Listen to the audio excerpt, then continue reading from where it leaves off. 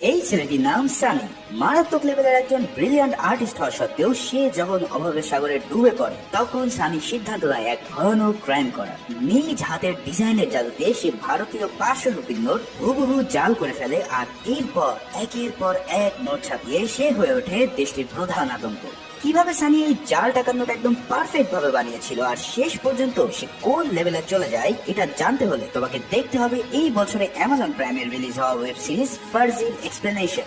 এই ওয়েব সিরিজটি আমার ব্যাপক ভালো লেগেছে বিধায় অন্য চ্যানেলে এক্সপ্লেন থাকা সত্ত্বেও আমি এই চ্যানেল এক্সপ্লেন করার লোক কোনোভাবে সামলাতে পারলাম না।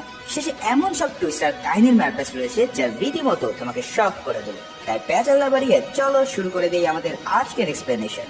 মুভির শুরুতে দেখা যায় কিছু লোক দুজন ব্যক্তিকে চোখ বেঁধে নিয়ে এসেছে জিজ্ঞাসাবাদ করার জন্য। এখানে তারা একটি 500 রুপির নোট দেখিয়ে বলে, বল এই জাল টাকা কে বানিয়েছে। এখানেই আমাদের সাথে পরিচয় হয় সানি নামের একজন আর্টিস্টের সাথে। কে এই জাল নোট বানিয়েছে আর কিভাবে বা বানিয়েছে সেটা জানতে আমরা মুভির ফ্ল্যাশব্যাকে চলে যাই। এখানে দেখা যায় সানি একজন মারাত্মক লেভেলের চিত্রকার। যে কোনো ধরনের পেন্টিং সে মুহূর্তের মধ্যে হুবহু নকল করতে পারে। ভ্যান গো থেকে শুরু করে লিওনার্দো দা ভিঞ্চি সবার পেন্টিং সে নকল করতে একদম ওস্তাদ। কিন্তু এই জামানায় এমন আর্টিস্টের কি আর কদর আছে? তাই সে সব কপি পেন্টিং খুব কম দামে সেল করে নিজের জীবিকা চালায়। এখানে আমাদের সাথে পরিচয় হয় সানির একমাত্র জিগরি দোস্ত ফিরোজের সাথে। এবার চলো এদের সম্পর্কে একটু বিস্তারিত জেনে নিই।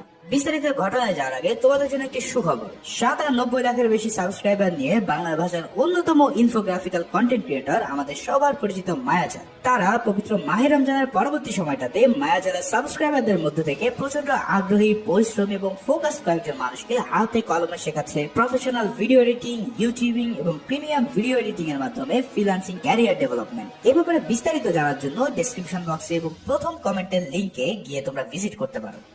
সানি এবং ফিরোজ ছোটবেলা থেকেই বন্ধু। সেই পিচ্চিকাল থেকেই সানি আঁকা আঁকিতে খুব ভালো ছিল, কিন্তু একদিন তার বাবা রেল স্টেশনে সানিকে রেখে পালিয়ে যায়। সেখানেই সানির সাথে পরিচয় হয় ফিরোজের। ফিরোজেরও আপন বলতে কেউই ছিল না, তাই তারা দুজন মিলে স্টেশনের প্ল্যাটফর্মে আঁকা আঁকি আর টুকটাক কাজ করে নিজেদেরকে চালিয়ে নিতে থাকে।